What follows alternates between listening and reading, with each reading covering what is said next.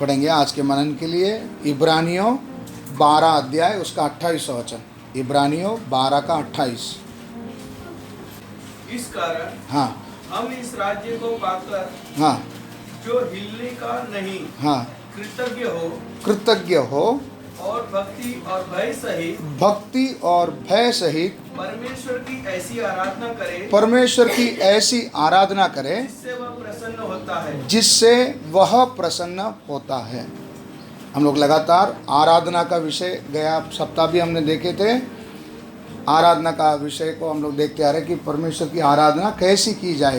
तो आज भी इस वचन में पढ़ते हैं कि ऐसी आराधना करो कि वो लास्ट लाइन पढ़िए, भय सहित परमेश्वर की ऐसी आराधना करे जिससे वह प्रसन्न होता है। तो ऐसी आराधना करना है जिससे परमेश्वर क्या होता है, प्रसन्न होता है। तो कई बार हम खुश हो जाते कि आज की आराधना मैंने सही ढंग से किया, लेकिन हम लोग गया सप्ताह भी देखा आबेल और कैन का बलिदान में परमेश्वर ने कैन का बलि को क्यों नहीं स्वीकार किया। काम बुरे थे, हत्यारा था, शैतान से उत्पन्न था, सब पॉइंट है। उसके अलावा एक पॉइंट बोला था, याद है आपको? उसने जो आराधना किया उससे वो खुश था, परमेश्वर उसकी आराधना से खुश नहीं। ठीक है, तो अभी हम लोग आज देखेंगे ऐसी आराधना करें जिससे परमेश्वर क्या हो, प्रसन्न हो। प्रार्थना करें, इस वचन पर हाथ रखकर हमारे एक जन प्रार्थना करें। प्रभु,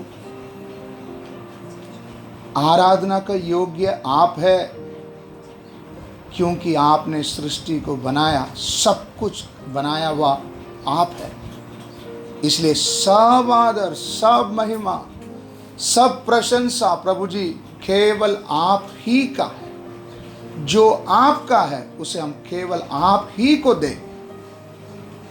प्रभु सहायता कर, मन की आंखों को खोल कर दे प्रभु। सच्ची आराधकों को आप जब खोजते समय उन आराधकों में से हम हर एक जन होने के लिए प्रभु सहायता कर। वचनों को समझकर ग्रहण करने के लिए मदद कर प्रभु। पवित्र आत्मा में एक को छिपा ले, वचन की गहराई में प्रभु ले चल। समझने के लिए प्रभु हमारी सहायता कर। आपके पवित्र हाथों पर सौंपते हैं, यीशु मसीह के पवित्र नाम से इस प्रार्थना को मांगते पिता, आमीन आमीन। आराधना हम परमेश्वर की करना है। इस आराधना का विषय को ही बार बार प्रभु हमको क्या कर रहा है, याद दिला रहा है। इससे क्या समझ में आता है, परमेश्वर हम सबसे क्या अपेक्षा करता है, सच्ची आराधना जिससे परमेश्वर क्या हो, प्रसन्न हो। परमेश्वर को प्रसन्न करने वाला आराधना को परमेश्वर हमसे चाहने के कारण बार बार इसी विषय को परमेश्वर क्या कर रहा है, दोहरा रहा है। तो आज भी हम देखते हैं, तुम ऐसी आराधना करो जिससे परमेश्वर प्रसन्न हो। तो हम लोग पुराना नियम से ही हम लोग देखते आते समय आराधना, नया नियम में आकर ये कोई नया तरीका स्टैंडर्ड परमेश्वर ने सेट किया नहीं। आराधना कभी से चलते आ रहा है, पुराने नियम से ही क्या करते आ रहा है, चलते आ रहा है। हम सब जानते हैं उत्पत्ति 22 का 5वां वचन और 9वां वचन, हम इन वचनों को पढ़े हैं, फिर एक बार इसको पढ़ें। और उसने अपने सेवकों से कहा, हाँ, यहाँ पर ये विषय है अब्राहम के बारे में। अब्राहम और इसहाक कहाँ जा रहे हैं, बलि चढ़ाने के लिए जा रहे हैं। क्यों बलि चढ़ाने के लिए जा रहे थे? परमेश्वर ने कहा कि तेरा इकलौता बेटे को क्या कर, बलि चढ़ा। जहां पर मैं दिखाऊंगा उस पहाड़ पर ले जाकर क्या करना, बलि चढ़ा। तब अब्राहम अपना बेटे को लेकर, बलि का सारा सामग्री को लेकर सफर में जाकर एक स्थान में पहुंचा। तब उसने अपने नौकर से कहा, गधे के पास यही ठहरे रहो, ये लड़का और मैं वहां तक जाकर दंडवत करके फिर तुम्हारे पास क्या करेंगे, लौट आएंगे। इधर जो शब्द दंडवत करके लिखा है, ये दंडवत को तमिल में थोड़ी दुकोंडे, इंग्लिश में वर्शिप। असली में ये शब्द का बोलने का उद्देश्य क्या है? हम क्या करके आएंगे? आराधना करके आएंगे। तो आराधना किधर से शुरू हो चुका? पुराने नियम में क्या हो चुका है? शुरू हो चुका है। तो इधर अब्राहम क्या बोल रहा है नौकर से कि तुम लोग इधर ही गधे के पास क्या करो, रुको, गधे के पास रुको, मैं और बेटा जाकर क्या करके आएंगे? आराधना करके वापस क्या करेंगे? लौट कर आएंगे। आराधना करने के लिए ये लोग जो गए तो कैसी आराधना किया? 9वां वचन पढ़िए। जब वे उस स्थान को जिसे परमेश्वर ने उसको बताया था हाँ पहुँचे, हाँ तब अब्राहम ने वहाँ जाकर हाँ वहाँ वेदी बनाकर वहाँ क्या किया? आराधना करने के लिए सबसे पहले क्या किया जाना चाहिए? वेदी। वेदी को क्या किया? बनाया। हाँ, लकड़ी को चुन चुन कर रखा लकड़ी को उसके ऊपर चुन चुन कर रखा और अपने पुत्र इसहाक को बांधकर अपने पुत्र इसहाक को बांधकर वेदी पर की हाँ। लकड़ी के ऊपर रख दिया। बस इतना काफी है। क्या करने के लिए गए बाप और बेटा? आराधना करने के लिए गए। आराधना करने के लिए जाने वाला चुपचाप उधर घुटने में डालकर क्या करना चाहिए था? प्रार्थना करना था या आराधना करना था, गीत गाना था, जो करना है क्या करना था। लेकिन भाई साहब क्या कर रहे हैं उधर जाके? सबसे पहले क्या कर रहे हैं? वेदी बना रहे। तो आराधना में सबसे मुख्य क्या है? वेदी है। तो अब्राहम ने वेदी बनाया। अब्राहम का लाइफ को हम लोग पढ़ते समय में उत्पत्ति 12 अध्याय जल्दी जल्दी निकालेंगे तो आपको भी देखने के लिए मिल जाएगा। 12 अध्याय का 8वां वचन पढ़िए। फिर वहाँ से आगे बढ़कर हाँ वह उस पहाड़ पर आया हाँ, जो बेतेल के पूर्व की ओर है, बेतेल के पूर्व की ओर है, और अपना तंबू उस स्थान में खड़ा किया अपना तंबू को उस स्थान में खड़ा किया जिसके पश्चिम की ओर बेतेल जिसके पश्चिम की ओर बेतेल और पूर्व की ओर ए है। ये है। वहाँ भी उसने यहोवा के लिए एक वेदी बनाई। क्या बनाई? अब्राहम जिधर जिधर जाता था क्या बनाता था? पहला वेदी। क्यों वेदी बनाता था? पॉइंट से हलना नहीं है ना, समझ रहे हैं ना? वचन के दायरे में ही क्या करना? घूमना। अब्राहम जिधर भी जाता था क्या करता था? हाँ, और भी वचन आप चाहिए। 13 अध्याय उसका 4 वचन, खाली उतना लाइन पढ़ो। उसने उधर वेदी बनाई। यह स्थान पे उस वेदी का है जिसने उसे पहले बनाई थी। हाँ, जिसने उसने पहले बनाई थी। और वहाँ अब्राहम ने भी यहोवा से प्रार्थना की। वेदी बनाने के बाद क्या किया है ना? ये वो जगह में गया जहां पर पहले क्या बनाया था? वेदी। और उधर ही जाकर क्या करता था? प्रार्थना। उसके बाद 18 वचन पढ़ेंगे। इसके पश्चात अब्राहम अपना तंबू उखाड़कर हाँ मेम्रे के बांज के वृक्ष के बीच ममरे के बांज के वृक्ष के बीच जो हेब्रोन में थे हाँ जाकर रहने लगा। और वहाँ भी यहोवा की एक वेदी बनाई। वहां भी यहोवा की एक क्या बनाई? वेदी बनाई। इसका मतलब क्या समझ में आता है? अब्राहम जिधर भी जाता था उसका एक मकसद था, मेरा और परमेश्वर के बीच का वो संपर्क बना रहे। कैसे बना रह सकता है? परमेश्वर से बातें करना। तो परमेश्वर से बातें करने को ही हम क्या बोलते हैं? प्रार्थना। प्रार्थना का मतलब क्या है? परमेश्वर से बात करना। तो अब्राहम बहुत इच्छुक था परमेश्वर से हमेशा क्या करें? बात करें। तो बात करने के लिए अब्राहम कैसे करता था? पहले वेदी को बनाता है, उसके बाद क्या करता है? प्रार्थना करता है। और भी हम लोग पुराने नियम में उदाहरण देखते समय पहला राजा 18 अध्याय का 30 वचन पढ़ेंगे। पहला राजा 18 अध्याय 30 वचन। तब एलिया ने सब लोगों से कहा मेरे निकट आओ। मेरे निकट आओ। और सब लोग उसके निकट आए। सब लोग उसके निकट आए। तब उसने यहोवा की वेदी की जो गिराई गई थी। तो एलिया भी क्या कर रहा है? जो यहोवा की वेदी गिराई गई थी मरम्मत की। क्या किया? मरम्मत किया। उसके आगे का बात आपको मालूम होगा। उसके बाद उसने उसमें 12 पत्थर रखा। मरम्मत कैसे किया? 12 पत्थर रखा, फिर उसके ऊपर लकड़ी, फिर पानी डाला, फिर वो बलि वस्तु को रखा, फिर परमेश्वर से क्या किया? दुहाई किया। प्रार्थना करने से पहले इतना कार्यक्रम। वेदी को पहले क्या करना है? बनाना है। आराधना करने के लिए आए हुए प्रभु के लोगों, कभी भी याद रखना, हम लोग आराधना करने से पहले, प्रार्थना करने से पहले क्या बनानी चाहिए? वेदी को बनाना चाहिए। ठीक है, तो अगर वेदी बनाने जाए तो इधर बैठने के लिए भी जगह नहीं रहेगा, है ना। वेदी बनाने का मतलब क्या है, इसके लिए हम पढ़ेंगे रोमी 12 का 1।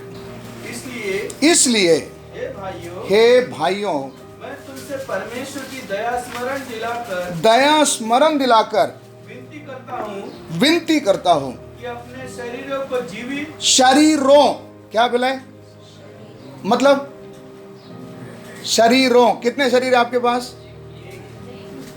इधर क्या लिखा है? रो, मतलब एक से ज्यादा। तो आपके पास एक से ज्यादा शरीर है। तो इधर शरीरों लिखने का मतलब क्या है? मेरी रोजी जिंदगी में रोज का जो मेरा लाइफस्टाइल है, मेरा रहन सहन है, मेरा काम है, ये सब मिलाकर, मतलब मेरी शरीर की जरूरत की चीजें, शरीर से संबंधित बातें, इसके लिए इसको उधर क्या बोला है? शरीरों। शरीर से संबंध में क्या क्या आएगा? कामकाज, परिवार, सेहत, ये सब किससे संबंधित है? शरीर से। शरीर से संबंधित हर बातों को मिलाकर इधर क्या बोला है? शरीरों। हमारे पास कितने शरीर है?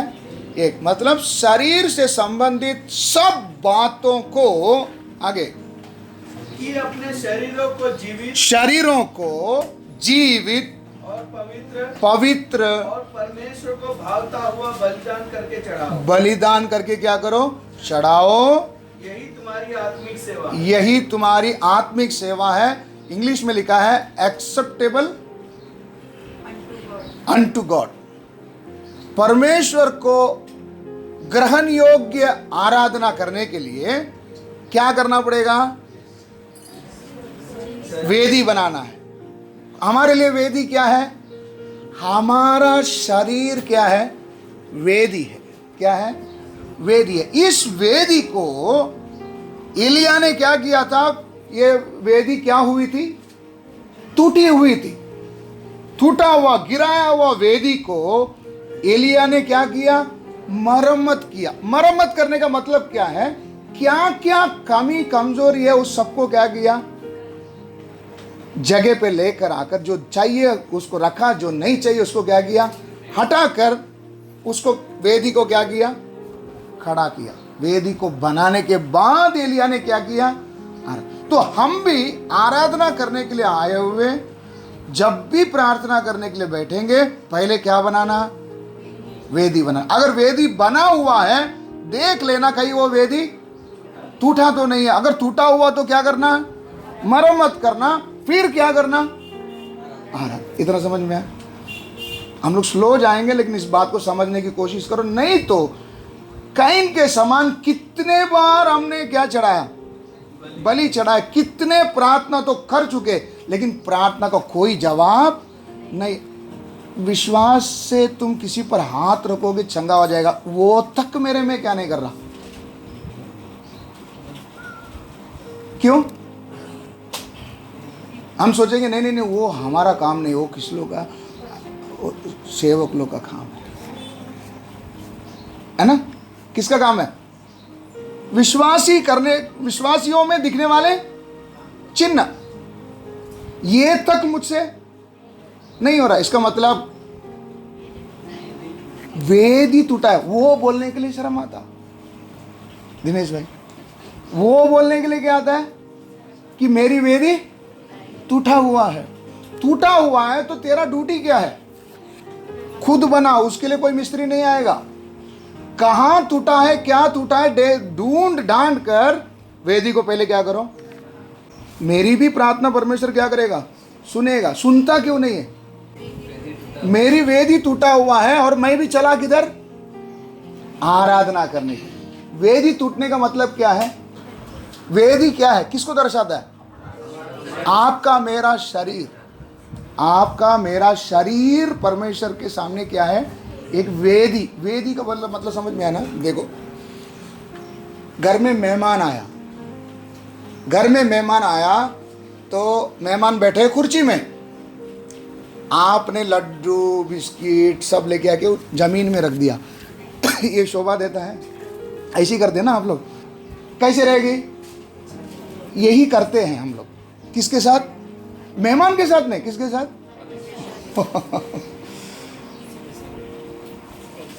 हम बैठेंगे किधर? कुर्सी में। और परमेश्वर के लिए रखेंगे खाना किधर? जमीन में। क्या वो ग्रहण करेगा? सीधी बात, आपका कितने भी करीबी रिश्तेदार हो, नीचे रखेगा तो बोलेगा ये किसने सिखाया तेरे को? इसका मतलब तू मेरा क्या कर रहा है? अपमान कर रहा है। तू ये पूछ रहा है तो क्यों मेरे घर में आया? तेरा खाना नहीं चाहिए, मैं जा रहा हूं, आइंदा कभी तेरे घर में क्या नहीं करूंगा। ऐसी बोलेंगे नहीं बोलेंगे? तो हमारा प्रार्थना क्यों नहीं सुनता चंदा सिस्टर? परमेश्वर का भोजन को किधर रखते हैं? हम प्रभु को देने वाला कीमती चीज को किधर रखते हैं? नीचे जमीन में रखते हैं और बोलते उठा ले। इतना आपको समझ में आया? तो इधर क्या है? परमेश्वर को भी भेंट चढ़ाते समय में जमीन में नहीं रखा जाता है। किसके ऊपर रखा जाता है? वेदी के ऊपर। अभी समझ में आया? तो हम लोग एक टेबल के समान, वेदी अगर आपको नहीं समझ में आ रहा है, इतना याद रखो, हम लोग एक टेबल है। ये टेबल का एक पैर टूटा हुआ ऐसा रहेगा तो उसके ऊपर रखने वाला चीज रहेगा नहीं, क्या हो जाएगा? गिर जाएगा। इसलिए पहले क्या बनाओ? वेदी, या उस टेबल को क्या करो? बना। तो वेदी क्या है? मेरा शरीर है। इसलिए उस वचन में पढ़ा, अपने शरीरों बोलते समय शरीर से संबंधित करने वाला सब काम को क्या करो? जांचो, चेक करो। कहीं गड़बड़ है उसको क्या करो? काटो, क्या करो? सीधा करो। पहले शरीरों को जीवित, पवित्र, भावता हुआ जीवित बलि क्या करो? बनाओ, जिससे तुम क्या किए जाओ? ग्रहण किए जाओ। शरीर, वेदी क्या है? वेदी बोले तो क्या है? मेरा शरीर। शरीर बोलते समय में शरीर से संबंधित करने वाले सब काम समझ में आ गया? उन कामों को क्या करो? जांचो, मरम्मत करो। वेदी बनाने के बाद उसके ऊपर क्या करना है? उसके ऊपर लकड़ी रखो, फिर उसके ऊपर क्या रखो? बलिवस्तु रखो। ये है प्रोसीजर बलि चढ़ाने का। अभी मेरा वेदी किस हालत में है, इसको आज थोड़ा सा क्या करना है? जांचना। मेरा वेदी सही है क्या? क्यों मैं इस बात को जोर दे रहा हूं? क्यों हम आराधना या परमेश्वर को धन्यवाद देना या प्रार्थना को कितना तुच्छ समझते हैं। इस कारण से क्या नहीं किया जाता? ग्रहण नहीं किया जाता। छोटी बात हम एक पढ़ के फिर आप लोग आगे बढ़ेंगे। भजन संहिता 50 का 23। भजन संहिता 50 का 23। धन्यवाद के बलिदान का चढ़ाने वाला हाँ, मेरी महिमा करता है। बस धन्यवाद का बलिदान। हम परमेश्वर को क्या देना है? क्यों महिमा देना? क्यों परमेश्वर की आराधना करना है? परमेश्वर की आराधना क्यों करना है? क्या जरूरी है? गया हफ्ता पढ़े थे ना, क्यों परमेश्वर की महिमा देना है? वो महान है, वो ठीक है, वो उसको ही क्यों महिमा देना है? क्योंकि उसी ने सब कुछ क्या किया है? बनाया है। इसलिए सब आदर, सब महिमा, सब प्रशंसा का योग्य केवल परमेश्वर ही है। तो इधर हम देखते हैं धन्यवाद का बलिदान, मतलब धन्यवाद देना भी एक किसके समान है? एक बलि। धन्यवाद को भी किसके साथ जोड़ा गया? हम लोग कैसे धन्यवाद देते हैं? प्रभु आपको धन्यवाद, मैंने बलिदान दे दिया, धन्यवाद, है ना? धन्यवाद करो। बच्चों को भी हम सिखाते हैं, सुबह उठते क्या प्रार्थना करो? प्रभु आज हम लोग को जीवन दिया, स्कूल जा रहे हैं, धन्यवाद। तो धन्यवाद को हम क्या सोचते हैं? एक छोटी सी चीज है, लेकिन सादा से सादा धन्यवाद भी किसके साथ तुलना किया गया? बलिदान के साथ। तो जितने डर के साथ बलि चढ़ाया जाता है, बलि कैसे चढ़ाए जाएंगे? बलि कैसे चढ़ाया जाता है? आपने देखा नहीं देखा? बलि चढ़ाते ना आप लोग को, पहले नहीं किए सब काम। अरे पहले करते थे ना, कैसे बलि चढ़ाते थे? नहीं, आपने देखा भी नहीं। जानवर को क्या करेंगे? हाँ, नाला धोला कर उसमें टिक्की विक्की सब लगा कर, अब फिर पुजारी आएगा। कुछ लोग तलवार से काटते, या तो कभी कभी वो खुद ही काट लेता है, ऐसे कुछ है ना, उसका गला ही क्या कर देता है, काट देता है। तो बलि चढ़ाते समय में कैसे बलि चढ़ाया जाता है? ये काम होते समय देखो सब पब्लिक ऐसे खड़े रहते हैं। सच है गलत बोल रहा हूँ? मैं देखा नहीं लेकिन मैं बोल रहा हूँ। क्यों ऐसा खड़ा रहता है? भय और भक्ति, भय और भक्ति। एक जानवर क्या किया जा रहा है? काटा जा रहा है। यह तो दुनिया की रीति में, लेकिन परमेश्वर की मंदिर के रीति के अनुसार बलि चढ़ाते समय में सारे इस्राएली क्या करेंगे? भय भक्ति के साथ खड़े रहेंगे। क्या बोलकर, वो लोग क्या सोचकर बलिदान चढ़ाते थे इस्राएली? कि मुझे जिस स्थान में मारा जाना चाहिए वहां पर ये मेमना जो निर्दोष है क्या किया जा रहा है? मारा जा रहा है। पाप बलि के लिए भी अगर बकरा लाए, वो जब अपने एरिया से घसीट कर क्या कर रहा है? बकरे को ले आ रहा है। लेके आते समय में भी खुशी के साथ आता है, आज क्या चढ़ाने जा रहा हूं, ऐसा आता है बड़े दुख दर्द के साथ। मैंने किया हुआ अपराध के लिए ये मेमना जिसको मैंने पाला था, जिसे मैंने कीमत देकर खरीद कर लाया, आज क्या किया जाएगा? बड़े भय और भक्ति से उस मेमना को क्या करके लेके आएगा? खींच कर किधर तक लेके आता है? आपको बताया था, मालूम है ना? ये समझो मंदिर है, मंदिर के चारों तरफ में इजरायली क्या करते थे? रहते थे। दरवाजा किस तरफ में रहता था? चारों तरफ में, सिर्फ पूर्व की ओर। इधर है, इधर रहने वाले को क्या करना पड़ेगा? इधर से या तो इधर से ऐसा घूम के उसको क्या करना पड़ेगा? इधर आना पड़ेगा। आते समय में बकरा एक क्षेत्र से दूसरा क्षेत्र जाते समय में सीधा नहीं आएगा, चिल्लाएगा। फिर उसको गला टाइट करके उसको क्या करना पड़ेगा? खींचना पड़ेगा। खींचते समय में इधर आसपास वाला बोलेंगे हाँ हाँ हाँ हाँ हाँ, आज कुछ तो इसने गड़बड़ किया लगता है। क्या लेके जा रहा है? बलि लेके जा रहा है। अपमान।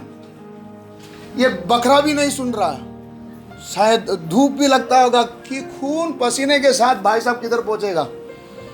इधर पहुंचने के बाद इसके सर पर हाथ रखेगा। रखने का मतलब क्या है? सारा पाप को उसके ऊपर क्या कर रहा है? लादने के बाद उस बकरे को इसके आंखों के सामने क्या किया जाएगा? काटते समय इसका हाथ और पैर को बांध कर नहीं रखते, खुला छोड़कर उसको क्या करते हैं? काटते। वो तड़प तड़प कर मरते समय में कौन देख रहा है? ये जिसने बकरा लेके आया तो देखता है कि आइंदा क्या ना करे। ये सिस्टम परमेश्वर ने क्यों रखा था? कि वापस क्या ना करे? पाप ना करे। तो बलि चढ़ाते समय उसमें एक क्या है? एक भय और भक्ति है। मन दुखता है, रोते भी होंगे कि प्रभु मेरे बदले में एक मेमना क्या किया जा रहा है। इतना सिस्टम के साथ एक क्या चढ़ाया जाता है? बलि। धन्यवाद को किसके साथ तुलना किया गया? तो एक धन्यवाद देते समय में भी कैसे देना चाहिए? एक भय भक्ति के साथ बलि चढ़ाने के समान क्या करना चाहिए? धन्यवाद देना। समझ में आया? प्रभु आपको धन्यवाद धन्यवाद बोलना काफी नहीं है। धन्यवाद देते समय में भी वो भय भक्ति, वो दर्द को एहसास करते हुए क्या करना है? चढ़ाना है। तब मेरी धन्यवाद से परमेश्वर की महिमा होगी। समझ में आया? सरोजा बहन समझ में आया? धन्यवाद। छोटी सी छोटा प्रार्थना भी जब करते हैं हम आसान समझते, हम बोलते कि मैंने बोल दिया, वो क्या कर लेगा? सुन लेगा। नहीं सुनेगा। सुना रहेगा तो भी तुम्हारी प्रार्थना की तरफ क्या नहीं करेगा? ध्यान नहीं लगाएगा। क्यों नहीं लगाएगा? जैसा चढ़ाना था वैसा। तो धन्यवाद भी देते समय कैसे दोगे? भय भक्ति के साथ। धन्यवाद बोलते समय हम लोग इसको सबसे छोटा समझते हैं, है ना? हम लोग अभी खाना खाने के लिए बैठा है, प्रभु इस भोजन के लिए। ये छोटी प्रार्थना भी कैसे? भय और भक्ति के साथ। आपको समझ में आया? तब परमेश्वर की क्या होगी। अभी हम देखेंगे हमारा वेदी को मरम्मत कहाँ कहाँ करना है। थोड़ा सा हम लोग पढ़ेंगे निर्गमन उसका 8 अध्याय का 25, 26, 27। तब फिरौन ने मूसा और हारून को बुलवा कर कहा, तुम जाकर अपने परमेश्वर के लिए इसी देश में बलिदान करो। बस थोड़ा रुक जाइए। ये घटना आपको मालूम है, परमेश्वर ने मूसा को इस्राएलियों को छुड़ाने के लिए मिस्र में फिरौन के पास क्या कर रहे हैं, भेज रहे। भेजते समय में परमेश्वर मूसा को क्या बोलकर भेजा, जा फिरौन से बोल कि तू मेरे लोगों को क्या कर, छोड़, ताकि हम सब हमारा परमेश्वर की आराधना करने के लिए क्या करना है, हमको सफर में जाना है। क्या करने के लिए, ऐसे कुछ बोले थे ना। अभी मैं सब पढ़ाने के लिए टाइम नहीं, आप लोग घर में जाकर आगे पीछे पढ़ लेना। मुझे हम लोग को क्या करने जाना है, आराधना करने जाना है। तो फिरौन पहले बोल दिया, मैं तुमको, तुम्हारा परमेश्वर को नहीं जानता हूं, कौन है वो। तो कौन है ये सवाल पूछा, उसका आंसर परमेश्वर ने लास्ट में उसको क्या किया, दिया। तब फिरौन मान लिया यही परमेश्वर, वो आपको मालूम है। तो फिरौन बोल रहा था नहीं जाने दूंगा। क्या बोला, नहीं जाने दूंगा। फिर परमेश्वर ने उस पर विपत्तियां भेजना क्या किया, शुरू किया। तब पहला ऑप्शन में आया, फिरौन क्या बोलता है, वापस पढ़िए। तब फिरौन ने मूसा और हारून को बुलवाकर कहा, मूसा और हारून को बुलवाया, आ जाओ भाई, बुला कर कहा, तुम जाकर अपने परमेश्वर के लिए हाँ इसी देश में बलिदान करो। इसी देश में क्या करो, बलिदान करो। पहला ऑप्शन क्या दिया, मिस्र में ही क्या करो, बलिदान करो। लेकिन परमेश्वर की आराधना मिस्र में नहीं होगा। मिस्र किसको दर्शाता है, पाप, गुलामी। पाप में रहते हुए क्या नहीं होगा। इसलिए मूसा बोला नहीं, हम इधर रहकर आराधना नहीं करेंगे, हमको इधर से पहले क्या करना है, यहां से निकलना है। तो पहला सवाल, मेरी वेदी को मरम्मत करते समय में सवाल पूछिए, मिस्र में रहते हुए आराधना कर रहे हैं या मिस्र से बाहर आकर। मिस्र में रहकर आराधना करने के लिए फिरौन फुल परमिशन देगा। क्या बोलेगा, तुम बिंदास, लाउड स्पीकर लगाना है तो लाउड स्पीकर भी क्या कर लो, लगा लो, लेकिन इधर ही बैठकर क्या करो। इसका मतलब कोई क्या नहीं रहेगा, अलगदाई नहीं रहेगा। डेली जो कर रहे वो भी करो और आराधना भी करो। पहले जो करते थे वो भी करो और आराधना भी करो। परमेश्वर की भी आराधना करो, बाल की भी आराधना करो। बात समझ में आ रहा है। मिस्र में रहकर आराधना करने का मतलब क्या है। गिदोन का विषय आप घर में जाकर पढ़ लेना। गिदोन से परमेश्वर आकर रात के समय में क्या बोलता है सुरवीर, सुरमा, यहोवा तेरे साथ है, तेरे साथ मैं रहकर ऐसा करूंगा, सब बातें बोला। गिदोन भी बोला, मेरे को भी प्रभु आपको थोड़ा सा क्या करना है, चेक करना, करके चेकिंग बिकिंग सब करके होने के बाद मन में एक तसल्ली आया, ये परमेश्वर है और ये जरूर मेरा काम करेगा, मुझे इस्तेमाल करेगा। जो जो बोल रहा है ना, मुझे रख के करने वाला है, वो सब ये परमेश्वर क्या करने वाले हैं, करने वाले करके विश्वास आने के बाद उसने क्या बनाया, एक वेदी बनाया। वेदी, वो वचन भी आप पढ़ लो, न्यायियों 6 का 24-25, एक वेदी बनाया। तब गिदोन ने वहां यहोवा की एक वेदी बनाकर उसका नाम यहोवा शालोम रखा। यहोवा शालोम करके रखा। अभी बस, अभी आप आगे की बातों को घर में जाकर पढ़ के देखना। वेदी इधर कौन बनाया, गिदोन बनाकर खुश हो गया। कि परमेश्वर मेरे साथ बड़े काम करने जा रहा है। लेकिन जब तक वेदी नहीं बनाया तब तक उधर परमेश्वर गिदोन को अलगताई का बात कुछ भी नहीं बोला। सब लोग सुन रहे हैं? गिदोन जब तक वेदी नहीं बनाया तब तक परमेश्वर ने गिदोन को ये अलगताई के बारे में कुछ भी नहीं बोला। लेकिन जिस वक्त में इसने क्या बना दिया? वेदी बना दिया। वेदी किस लिए बनाया जाता है? आराधना के लिए। आराधना का मैटर जब आया तब आगे बढ़ते समय परमेश्वर इसको बोल रहा है, घर पे जा, तेरा घर में क्या है? बाल का मूर्ति है, अशेरा है, इन सबको पहले क्या कर? समझ में आया? जब तक आप आराधना का मैटर में नहीं आएगा परमेश्वर सारी अभिवचने देंगे, जो जो आपका रोज का जरूरत है वो भी क्या करेंगे? देंगे, सब करेंगे। लेकिन जब आराधना का विषय आएगा, परमेश्वर से आपको अगर मिलना है, संपर्क होना है, परमेश्वर को एहसास करना है, तब मैटर आती है किसका? अलगताई। वेदी को परमेश्वर देखना शुरू करता है। बोलते हैं वेदी तो बना दिया, अभी ये भी भेंट अगर ग्रहण करना है पहले क्या करना पड़ेगा? बाल देवता को क्या करना पड़ेगा? क्यों भाई? परमेश्वर क्यों ऐसा दूसरा देवी देवता से परमेश्वर क्यों नफरत करता है? क्यों? गया हफ्ता बताया था आपको, क्यों जलन करता है? अपनी महिमा किसी को? परमेश्वर कितना है? एक ही है, मेरे अलावा और कोई परमेश्वर है ही नहीं करके उसने पहले क्या कर दिया? फिर भी जबरदस्ती मनुष्यों ने अपनी जरूरतों के अनुसार का क्या बना लिया? देवताओं को, बछड़ाओं को, बाल देवताओं को बना लिए। तब परमेश्वर बोलता है उसको थोड़ी महिमा किसको जाना चाहिए? मुझे मिलना चाहिए। अगर उसको मिलेगा तो ये परमेश्वर कौन है? जलन रखने वाला परमेश्वर। जलन रखने का मैं आपको पिछला बार बताया था, मेरा हक का चीज के ऊपर दूसरा कोई हक जताएगा मेरे से बर्दाश्त। बात समझ में? अभी थोड़ा सा याद आ गया। इसलिए परमेश्वर क्या रखता है? जलन रखता है।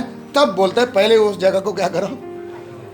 इधर फिरौन भी बोलता है भाई कोई प्रॉब्लम नहीं, चल तेरे को वही करना, आराधना ही करना है ना, तुमने इधर ही बैठ कर क्या करो करो। लेकिन मूसा बोलता है ये कॉम्बिनेशन, कॉकटेल, मिक्स जूस नहीं चलेगा। हमको परमेश्वर की आराधना करना है तो हमको क्या छोड़ना ही पड़ेगा? मिस्र छोड़ना पड़ेगा। मिस्र छोड़े बगैर तुम कितना उपवास करो। कई लोग बोलते हैं ना मैं कितने दिन से क्या कर रहा हूं? उपवास कर रहा हूं। मिस्र नहीं छोड़ेगा। और अगर उपवास करोगे, आपका उपवास में ग्रहण नहीं किया जाएगा। ये है भूख हड़ताल। क्या है? क्या है? गवर्नमेंट के पास से कोई चीज पाने के लिए क्या किया जाता है? उधर उपवास नहीं किया जाता है। क्या किया जाता है? भूख हड़ताल। नहीं खाऊंगा जब तक मेरी मुरादें यही करेगी। आपका शरीर में दुख होगा, दर्द होगा, फिर इसके कारण से शरीर में पानी कम होगी, सलाइन चढ़ाना पड़ेगा। किस में? भूख हड़ताल। अगर सही आराधना करके आप अगर उपवास कर रहे हैं, शरीर में की पानी कमी नहीं होगी, नहीं होगी, नहीं होगी। उपवास करके मेरा शरीर में कमजोरी आई बोलेगा तो सीधी बात है, सीधी बात है, आपने भूख हड़ताल किया। बोलना नहीं, शर्म की बात है, बाहर जाकर बोलना नहीं। उपवास किया था, सलाइन चढ़ाना पड़ गया। आंसर आपको समझ में आया? देखो कई बार ऐसे ऐसे शब्द आप लोग आकर बोलते समय क्या करें, ग्रहण कर लेना पड़ता। अच्छा ऐसा है क्या? अगर डायरेक्ट सामने से बोल दूं तो आपका दिल में वो छुरा घुसाए जैसा लगेगा। इसके लिए कुछ बोलते नहीं है। ठीक है, ऐसा है क्या? चलो प्रार्थना करें। लेकिन असलियत ये है, उपवास करके मेरा शरीर कमजोर हुआ, शरीर का पानी कम हो गया। अच्छे से समझ में आ गया?